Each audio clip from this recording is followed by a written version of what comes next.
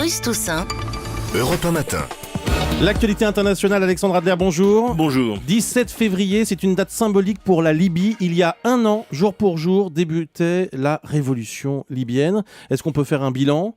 Est-ce qu'on peut s'en inquiéter d'ailleurs de ce bilan et de cette année qui vient de s'écouler pour la Libye ? Alors, comme un bon expert comptable, Ouais. puisque l'exercice se clôt, on va essayer de mettre dans des colonnes ce qui va à peu près, parce qu'il n'y a rien qui marche très très bien, Actif et passif. et puis ce qui ne va pas du tout. Ouais. Et effectivement, il y a des raisons de s'inquiéter, comme il y a des raisons de penser que finalement, la Libye est en train de trouver son chemin. Alors, qu'est-ce qui va ? D'abord, la liberté.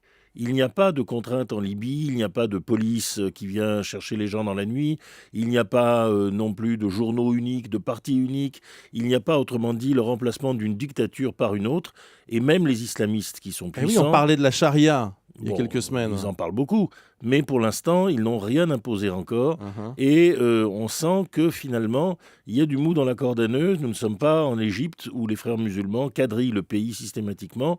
Et donc, il y a encore une situation ouverte, marquée également par l'ouverture économique de la Libye qui s'est remis à pomper du pétrole, qui a de nouveau des ressources et qui a probablement des moyens de résoudre ses problèmes économiques. Alors Ce qui maintenant, va le moins passif. bien. Voilà. D'abord, même l'actualité d'aujourd'hui, il y a eu des combats dans l'oasis de Koufra, bien connu par la geste du Il y a général encore des Leclerc. combats alors qu'on est plus de Des- 3 mois après la mort de Kadhafi. Tribaux, parce qu'il y a énormément Ouais. d'armes.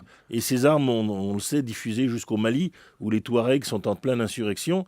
Et donc, des tribus qui ont des vieilles vendettas, les règles comme cela. Il y a aussi, évidemment, des milices. Il y a des volontaires qui partent mener le djihad un peu partout et qui vont revenir un jour en Libye. Et il y a surtout une direction de transition qui ne manifeste pas de grandes capacités étatiques, et notamment son président Abdel Jalil, lui-même qui réclamait la charia et, pour être encore plus précis, la polygamie.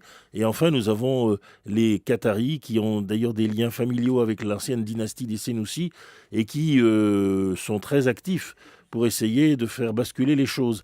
On va voir comment une Égypte qui va petit à petit se stabiliser après son élection présidentielle va essayer de jouer sa carte. Et il est vrai que la Libye, entre la Tunisie et l'Égypte, a tout à craindre d'une offre amicale, comme on dit, des frères musulmans. Mais pour l'instant, rien de tel ne s'est encore accompli. Et peut-être l'engagement de la France et de l'Angleterre y est-il pour quelque chose. Merci Alexandre Adler.